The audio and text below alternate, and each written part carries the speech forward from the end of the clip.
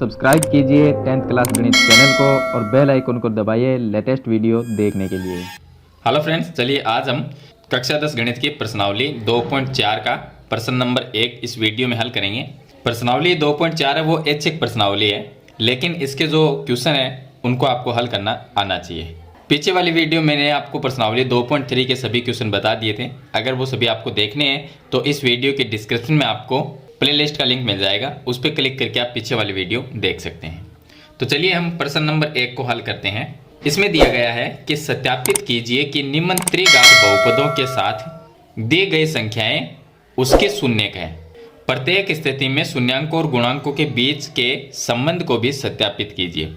पहले तो हमें यह देखना है, इसमें देखिए दो क्वेश्चन है, एक क्वेश्चन ये है और दूसरा ये है।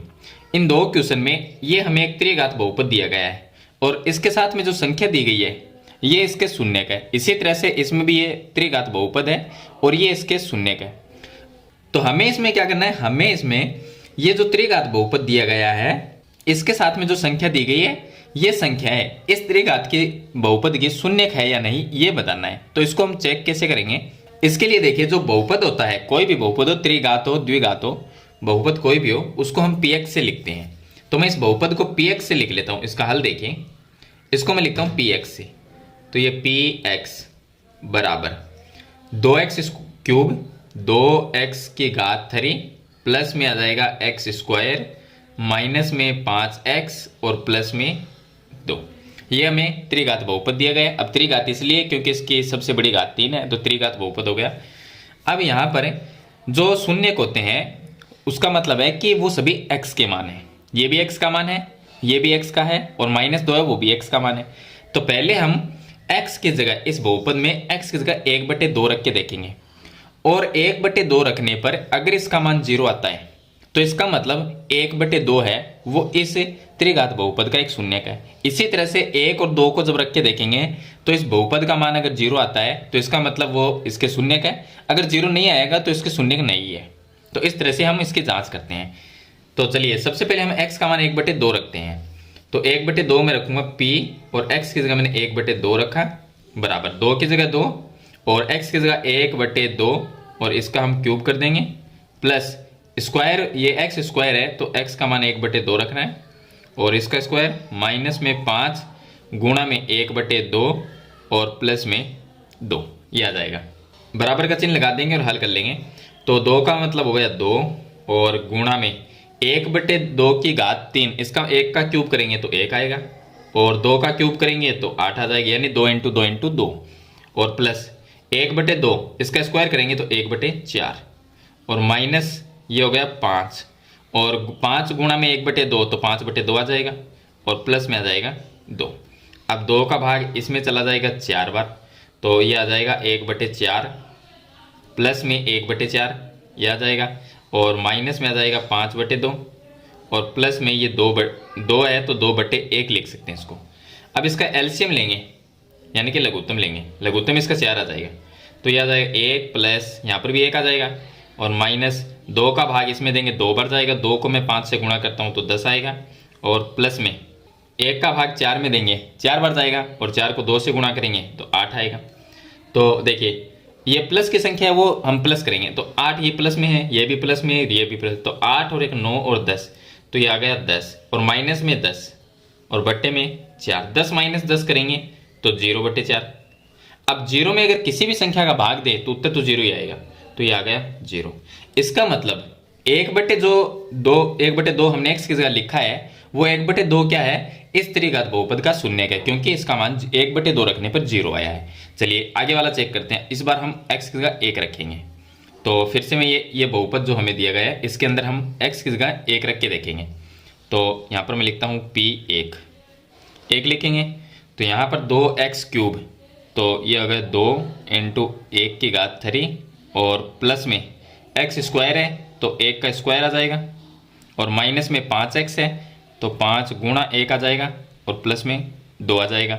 अब हल कर लेते हैं। तो 1 का क्यूब करेंगे 1 आएगा और 1 को मैं 2 से गुणा करता हूँ तो 2 ही आएगा, फिर प्लस 1 का स्क्वायर करेंगे 1 आएगा, 5 को 1 से गुणा करेंगे तो 5 ही आएगा और प्लस में आ जाएगा 2। आगे इसको हल करते हैं। तो देखिए 2 और 2 4 और 1 5, यानी प्लस में 5 और माइनस में 5 दोनों को घटाएंगे, 5 माइनस 5 तो उत्तर आएगा 0। इसका मतलब जो 1 है वो भी इस त्रिघात बहुपद का शून्य का है। चलिए इस बार हम -2 रख के देखेंगे, तो px होता है, तो px की जगह -2, तो इसके अंदर हमने x की जगह -2 रख दिया।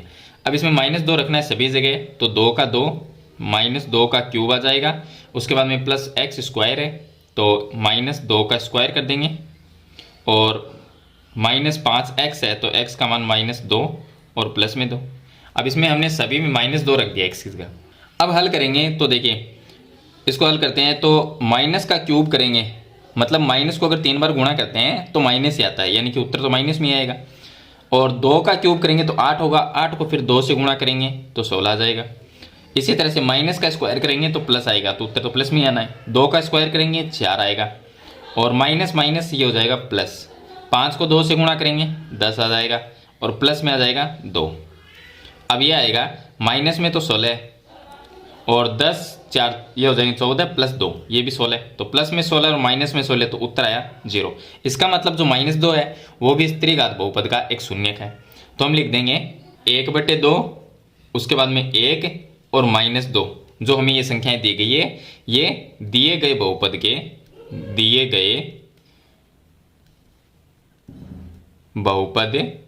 के शून्यक है। तो ये हम लास्ट में लिख देंगे। अब हमने ये तो पता कर लिया कि ये इसके शून्यक है। अब इसकी जांच और कैसे करते हैं, तो देखिए जांच, त्रिघात बहुपद की जांच करने का तरीका क्या है, तो यानी कि संबंध, जो शून्यांकों और गुणांकों के बीच के संबंध को सत्यापित कीजिए। तो उसके लिए देखिए शून्यक जो होते हैं वो x का मान भी होता है, और शून्यक जो होता है उसको हम अल्फा, बीटा और गामा से भी लिखते हैं, यानी कि ये अल्फा हो गया, ये बीटा हो गया, ये गामा हो गया। तो सबसे पहले जो संबंध की जांच करते हैं हम, उसमें एक व्यापक रूप लिखते हैं, ax³ plus bx² plus cx और प्लस d, ये लिखते हैं। ये इसका एक व्यापक रूप होता है। और हमें जो बहुपद दिया गया है त्रिघात बहुपद, वो है 2x² प्लस में x² माइनस में 5x और प्लस में 2, ये दिया गया है। अब देखिए सॉरी यहाँ पर क्यूब है, तो यहाँ पर देखिए a का मान 2 जाएगा, और x² के पास में यहाँ पर b है, और यहाँ पर x² के पास में कोई भी संख्या नहीं है तो 1 मान लेंगे, तो a का मान तो आ जाएगा 2, और जो b है उसका मान देखिए b यहाँ पर है x² के गुणा में, और यहाँ पर x² के गुणा में 1 मान लेंगे तो b का मान 1 हो जाएगा। x के गुणा में c है और x के गुणा में -5 है, तो c का मान माइनस में 5 आ जाएगा, और d है उसका मान 2 आ जाएगा, तो d बराबर 2 आ जाएगा।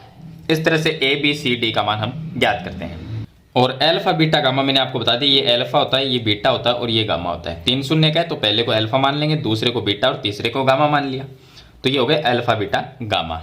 अब देखिए इसके संबंध को सत्यापित करने के लिए सबसे पहले हम लिखते हैं, एक तो होता है alpha plus beta plus gamma बराबर होता है -b/a, ये होता है। और दूसरा लिखते हैं हम अल्फा गुणा बीटा प्लस बीटा गुणा गामा प्लस गामा गुणा अल्फा बराबर हम लिखते हैं c/a, यानी कि एक सूत्र है। और एक होता है अल्फा गुणा बीटा गुणा गामा, इसके बराबर होता है माइनस में d/a। अब अल्फा बीटा गामा का मान तो ये हो जाएगा, और a b c d जो लिखे हुए हैं इनका मान ये है, तो बस इसमें हमें मान रखना है। अब देखिए आगे हम क्या करेंगे, पहले ये लेंगे, हमें दिया गया alpha plus beta plus gamma बराबर होता है माइनस में b/a। अल्फा का मान कितना है, अल्फा का मान 1/2, तो मैं यहाँ पर 1/2 लिखता हूँ, और बीटा का मान है 1 तो प्लस में 1, और गामा का मान है -2 तो ये माइनस में 2 आ जाएगा, बराबर माइनस की जगह माइनस, और b का मान यहाँ से 1 लिख देंगे, 1 में a का जो मान है वो यहाँ से 2 लिख देंगे, तो माइनस में 1/2 आ गया। इधर सरल कर लेते हैं, इधर सरल करेंगे तो ये 1/2 और माइनस में 2 प्लस में 1 तो माइनस में 1 रहेगा, और बराबर में -1/2। देखिए 1 ये माइनस का चिन्ह है, और ये आधा है और ये 1 है, लेकिन माइनस का चिन्ह है, इसका मतलब कितना रहेगा, माइनस में 1/2 रहेगा, यानी माइनस में आधा ही रहेगा, बराबर -1/2। तो दोनों साइड बराबर आ गई। चलिए दूसरे में हम लिखेंगे alpha beta plus beta gamma plus gamma alpha बराबर होता है C/A। तो अब सभी के मान लिख देंगे। अल्फा का मान 1/2 और गुणा बीटा का मान 1 है और प्लस बीटा का मान 1 गुणा गामा का जो मान है वो -2 है। यहाँ पर मैंने आपको बताया है ये -2 है। उसके बाद में प्लस गामा गुणा अल्फा, तो गामा का जो मान है वो -2 है तो -2 और गुणा अल्फा का जो मान है वो 1/2 है बराबर C/A। C का मान -5 और A का जो मान है वो 2 है तो A का मान यहाँ से 2 लिख देंगे।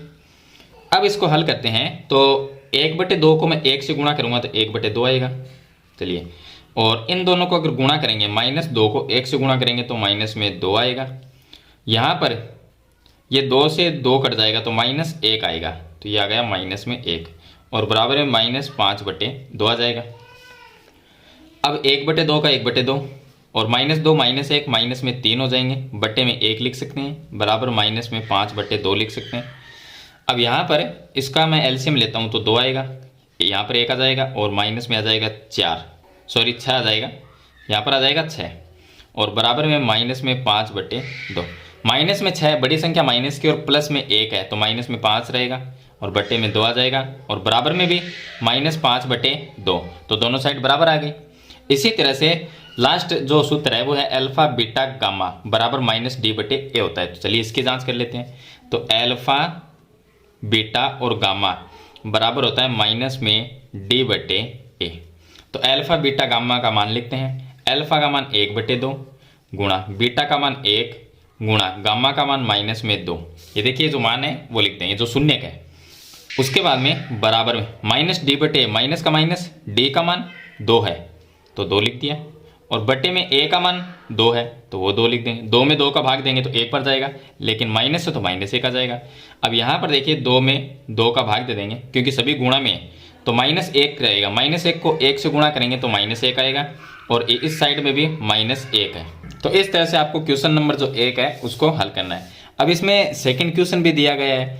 जैसे मैंने आपको क्वेश्चन नंबर 1 बताया उसी तरह से जो क्वेश्चन नंबर 2 है उसको हल करना है।